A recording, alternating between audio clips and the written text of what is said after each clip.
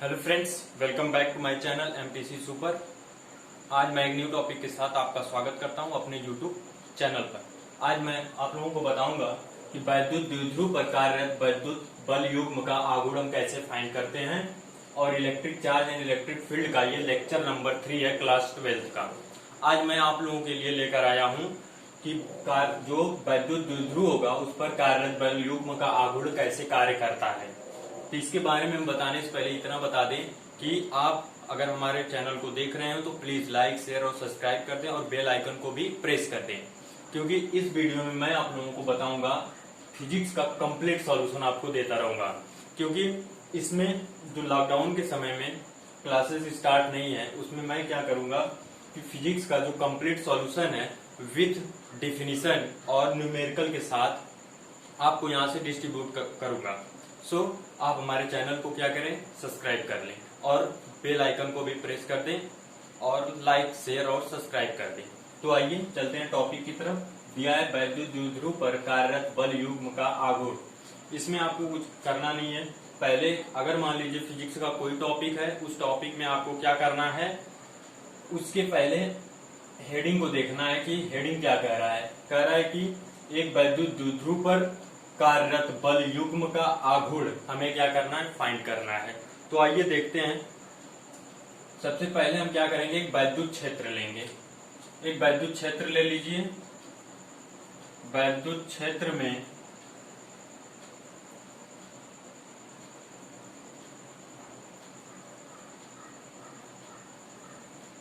ये हमारा क्या हो गया, वैद्युत क्षेत्र, जिसकी दिशा इस साइड है। ये जो रे है ये दिखा रहा है कि वैद्युत क्षेत्र की जो दिशा है इस साइड है। अब इस वैद्युत क्षेत्र में हम क्या करेंगे, एक वैद्युत द्विध्रुव लेंगे और उसको एक एंगल पर क्या करेंगे, रखेंगे। मान लीजिए कि उसको हम क्या कर रहे हैं, थीटा एंगल पर रख रहे हैं। तो यहां से हमारा हो जाएगा ये, इसको थीटा एंगल पर वैद्युत द्विध्रुव को रख दीजिए। जब यहां पर थीटा एंगल पर हम रखेंगे वैद्युत द्विध्रुव को,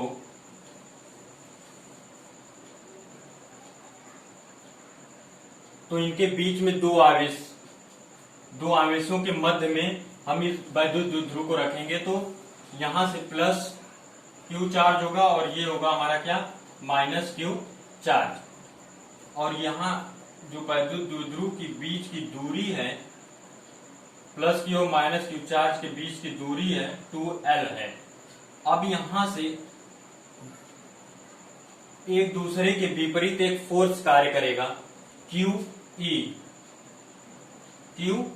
इस साइड एक कार्य करेगा और एक इस साइड QE। दोनों एक दूसरे के विपरीत दिशा में होंगे। अगर दोनों एक दूसरे के विपरीत दिशा में होंगे और दोनों यहाँ पर देखिए, एक फोर्स यहाँ मान लीजिए F1 है और ये F2 है, तो इसी को हम कहेंगे क्या, बल युग्म। और इसके इस प्रोसेस को हम प्रत्यानयन बल भी कहते हैं। तो आइए यहाँ पर देखिए, अगर मान लीजिए इसको हम सपोज करें कि ये A है और ये हमारा क्या हो गया, B हो गया और ये हो गया क्या, C। इसका नाम कुछ रख लीजिए, ये C हो गया। इसमें हमें AB फाइंड करना है। AB की वैल्यू हम कैसे निकालेंगे, तो आप जानते हैं पाइथागोरस प्रमेय से। पाइथागोरस प्रमेय से क्या होता है कि जब हम साइन थीटा की वैल्यू निकालेंगे, जो एंगल पर हम रखे हैं, यहां से साइन थीटा की जब वैल्यू हम निकालेंगे तो ये हमें मिलेगा लंब बटा कर्ण। तो लंब हमारा क्या है, AB है, बटा कर्ण हमारा क्या है, AC। तो यहां से AB का मान जब हम निकालेंगे तो हमें मिलेगा AC साइन थीटा। AC की वैल्यू यहां से पुट कर दीजिए। देखिए कर्ण का मान कितना है, 2L। ये हो जाएगा 2L साइन थीटा। ये हो गया AB का मान। यहां पर हम क्या करेंगे, वैल्यू पुट कर देंगे 2L साइन थीटा। ये हमें मिल गया किसकी वैल्यू, AB का। अब यहां से जब टाउ का वैल्यू हम निकालते हैं तो डायरेक्टली यहां पर हम बता रहे हैं कि टाउ इज इक्वल टू, ये होता है क्योंकि इस वीडियो में मैं बताने वाला हूं न्यूमेरिकल। तो हमें न्यूमेरिकल बताने के लिए सबसे पहले जो टाउ का मान होता है बल युग्म का जो आघूर्ण है वो टाउ होता है, इसको हम टाउ से डिनोट करते हैं। तो tau is equal to P into E sine theta. ये हमारा क्या हो गया फार्मूला, जो कि न्यूमेरिकल सॉल्व करने के लिए ये वीडियो में मैं बता रहा हूं, क्योंकि इतना तो आपको फिगर तो आप यहां से हम इसलिए बता रहे हैं कि आपको समझ में आ जाए। अब टाउ इज इक्वल टू दोनों का डायरेक्शन होता है, पी का भी और विद्युत क्षेत्र का भी। यहाँ पर क्या हो जाएगा, ये फार्मूला भी आप लिख सकते हैं। तो ये हो गया हमारा क्या, वैद्युत द्विध्रुव पर कार्यरत बल युग्म का आघूर्ण। अगर अब यहाँ पर हम क्या करते हैं कि अगर मान लीजिए कि जो थीटा दिया गया है इसको हम अलग अलग क्या करें, रोटेट करें। हम यहाँ पर रखें जो बल युग्म का वैद्युत द्विध्रुव रखे हैं वो थीटा एंगल पर रखें, 30 अंश पर रखें इसको, या 180 डिग्री पर रखें या 90 डिग्री पर रखें। तो उस कंडीशन पर सबसे ज्यादा जो वैल्यू हमें मिलती है टाउ की, वो 90 डिग्री पर जब इसको हम रखेंगे तो सबसे ज्यादा वैल्यू मिलती है tau is equal to P into E. Most important है ये क्वेश्चन पूछा जाता है बार बार फिजिक्स के क्लास 12 में। सो अगर ये आपको समझ में आया होगा तो प्लीज हमारे वीडियो को लाइक शेयर और सब्सक्राइब कर दें। अब इसके बाद हम बताएंगे इस पर बेस्ड कुछ न्यूमेरिकल हैं, मोस्ट 5 न्यूमेरिकल जो हम सिलेक्ट करते हैं, जो कि हो सकता है कि एग्जाम में ये 2021 में पूछा जाए, इसीलिए मैं क्या करता हूं सिलेक्ट करके इसमें पढ़ाता हूं। तो आइए देखते हैं। सबसे पहला क्वेश्चन हमारा, 2 सेंटीमीटर लंबाई का एक वैद्युत द्विध्रुव 10⁵ न्यूटन पर कूलाम तीव्रता के वैद्युत क्षेत्र में इस प्रकार रखा है कि इसकी अक्ष क्षेत्र की दिशा से 30 अंश का कोण बनाती है। इस पर 10√3 न्यूटन मीटर का बल आघूर्ण कार्य करता है। वैद्युत द्विध्रुव पर आवेश का परिमाण ज्ञात कीजिए। तो इसमें क्या क्या दिया गया है वो पहले लिख लीजिए। तो यहाँ पर आप देखेंगे 2 सेंटीमीटर लंबाई का एक वैद्युत द्विध्रुव दिया गया है। तो 2L का मान दिया गया है कितना, 2 सेंटीमीटर। इसको मीटर में हम जब चेंज करेंगे तो 100 से डिवाइड करेंगे तो 0.02 मीटर, ये क्या हो जाएगा मीटर में। फिर उसके बाद कह रहा है कि 10⁵5 न्यूटन पर कूलाम तीव्रता के वैद्युत क्षेत्र में E बराबर दिया गया है 10⁵5 न्यूटन पर कूलाम की इसकी अक्ष क्षेत्र की दिशा से 30 अंश का कोण बनाती है। थीटा का मान दिया गया है कितना, 30 अंश। फिर उसके बाद कह रहा है इस पर 10√3 न्यूटन मीटर का बल आघूर्ण, टाउ का मान दिया गया है 10√3 न्यूटन मीटर का बल आघूर्ण कार्य करता है। वैद्युत द्विध्रुव पर आवेश का परिमाण ज्ञात कीजिए। तो Q की वैल्यू में क्या करना है, फाइंड करना है। आप फार्मूला जानते हैं, हमने बताया है फार्मूले में tau is equal to P into E sine theta. ये फार्मूला हम क्या करेंगे, टाउ की वैल्यू दिया गया है और P की वैल्यू यहां से हम निकालेंगे, E की वैल्यू दिया गया है। क्योंकि कोई भी फार्मूला हम तब अप्लाई करते हैं उसमें जितने भी वैल्यू दी गई हो वो सब वैल्यू रहे सिवाय एक वैल्यू के अलावा। अगर एक वैल्यू नहीं दी गई है और सब वैल्यू दी गई है तो हम क्या करते हैं उसमें वैल्यू पुट करके वो वैल्यू फाइंड करते हैं। तो यहाँ पर P की वैल्यू नहीं दी गई है, तो यहाँ से हम क्या करेंगे, टाउ की वैल्यू और वैद्युत क्षेत्र की तीव्रता E की वैल्यू और थीटा की वैल्यू यहाँ पर पुट करेंगे और मान निकालेंगे। फिर उसके बाद एक फार्मूला और होता है, इसको मान लीजिए समीकरण नंबर 1। उसके बाद दूसरा है P is equal to 2QL। ये समीकरण नंबर क्या हो जाएगा, 2। समीकरण नंबर 1 को हम सॉल्व करेंगे तो टाउ की वैल्यू फाइंड करेंगे, क्योंकि हमें फाइंड क्या करना है, Q की वैल्यू। यहाँ पर आप सोच रहे होंगे कि P is equal to 2QL क्यों आप यहाँ पर फार्मूला लगाए हैं, जबकि आप बल युग्म का आघूर्ण पढ़ा रहे हैं, आपको सिर्फ टाउ का फार्मूला लगाना चाहिए। तो फ्रेंड इतना बता दें, जब यूज किया जाता है तो जितने फार्मूले इसमें यूज किए जाते हैं सबकी वैल्यू हम फाइंड करने के लिए इसको यूज करते हैं, जितना भी फार्मूला हो सके। यहाँ P is equal to QL, क्योंकि हमें Q फाइंड करना है। तो देखिए समीकरण एक से हम tau is equal to P sine theta हम वैल्यू पुट कर रहे हैं। टाउ की वैल्यू कितना है 10√3 इज इक्वल टू P की वैल्यू हमें फाइंड करना है। E की वैल्यू दिया 10⁵5 इंटू साइन 30 अंश का मान कितना होता है आप लोगों को पता होगा। साइन 30 अंश का जो मान होता है वो 1/2 होता है। यहां से हो जाएगा 10√3 डिवाइडेड बाई, यहाँ पर जब 1/2 करेंगे तो क्रॉस मल्टीप्लाई होगा, तो ये क्या हो जाएगा गुणा हो जाएगा और ये डिवाइड हो जाएगा 10⁵5 इक्वल मिलेगा P। जब P की वैल्यू हम निकालेंगे तो ये 10 से 1 तो कैंसिल हो जाएगा, 2√3 इंटू 10⁻⁴ ये P का मान आ गया। अब इस P के मान को हम क्या करेंगे, समीकरण नंबर 2 में रख देंगे। तो समीकरण 2 में रखिए, यहाँ पर इसका यूज करिए। P का मान रखिए 2√3 गुणे 10⁻⁴ इज इक्वल टू 2L का मान दिया गया है 0.02 मीटर। तो Q इंटू कितना हो जाएगा 0.02, ये गुणा कर लीजिए। क्रॉस मल्टीप्लाई करेंगे तो ये गुणा इस साइड आएगा तो भाग हो जाएगा।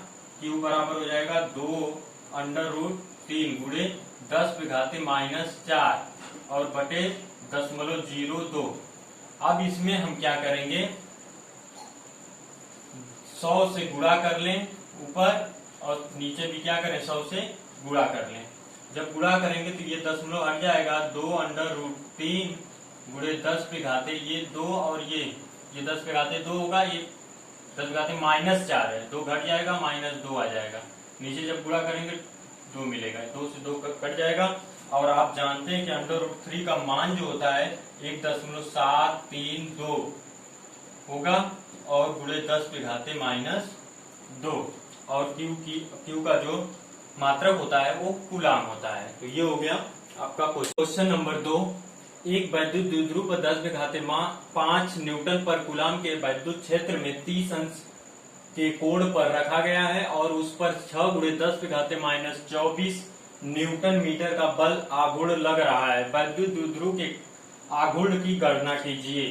सॉल्यूशन इसका देखिए, इसमें क्या क्या दिया है उससे पहले लिख लीजिए। वैद्युत द्विध्रुव पर इतना वैद्युत क्षेत्र, E का मान दिया गया है कितना 10⁵5 न्यूटन पर कूलाम। फिर उसके बाद दिया गया है थीटा का मान, थीटा इज इक्वल टू 30 अंश, और उसके बाद दिया है 6 गुणे 10⁻⁻24 न्यूटन मीटर का बल आघूर्ण। टाउ इज इक्वल टू 6 गुणे 10⁻⁻24 न्यूटन मीटर बल आघूर्ण हो गया। हमें फाइंड करना है वैद्युत द्विध्रुव आघूर्ण। तो फार्मूला आपको पता है, tau is equal to PE sine theta. Value put कर दीजिए। टाउ का मान दिया गया है 6 गुणे 10⁻⁻24, यहाँ पर टाउ का मान रख दीजिए 6 गुणे 10⁻⁻24 बराबर P का मान हमें फाइंड करना है गुणे E का मान निकालना दिया है 10⁻+5 और साइन थीटा का मान दिया गया है 30 अंश। अब यहां से हम क्या करेंगे, P इज इक्वल टू ये क्रॉस मल्टीप्लाई हो जाएगा 6 गुणे 10⁻⁻24 बटे कितना हो जाएगा 10⁵5 गुणे साइन थीटा का मान 1/2। तो ये हो जाएगा 6 गुणे 2 गुणे 10⁻⁻24 बटे कितना हो जाएगा 10⁵5। ये 6 गुना कितना हो जाएगा 12 गुणे 10⁻⁻29। एक स्थान पे दशमलव लगाइए, एक स्थान पे जब दशमलव लगाएंगे तो 1.2 गुणे 10⁻⁻ कितना हो जाएगा 28 कूलाम मीटर मीटर। ये हो गया हमारा क्या नेक्स्ट क्वेश्चन। अब इसके बाद यहाँ पर दिया गया हाइड्रोक्लोरिक अम्ल या Cl के अणु का द्विध्रुव आघूर्ण 3.4 × 10⁻³ कूलम मीटर है। इस पर समरूप क्षेत्र का सामर्थ्य 2.5 × 10⁵ न्यूटन पर कूलम द्वारा लगाए गए अधिकतम बल आघूर्ण की गणना कीजिए। तो इसमें सबसे अधिकतम बल आघूर्ण हमें कब मिलता है, जब हम उसके एंगल को थीटा को 90 डिग्री पर रोटेट कराते हैं। जब 90 डिग्री को हम 90 डिग्री पर वैद्युत द्विध्रुव आघूर्ण रखते हैं तो सबसे ज्यादा हमें क्या मिलता है, वैद्युत युग्म का आघूर्ण, वैद्युत द्विध्रुव युग्म का आघूर्ण हमें मिलता है। टाउ का मान सबसे अधिक मिलेगा जब थीटा के इक्वल हम क्या करते हैं 90 डिग्री। तो उस कंडीशन पर हमें जो वैल्यू मिलती है टाउ की वो सबसे ज्यादा मिलता है।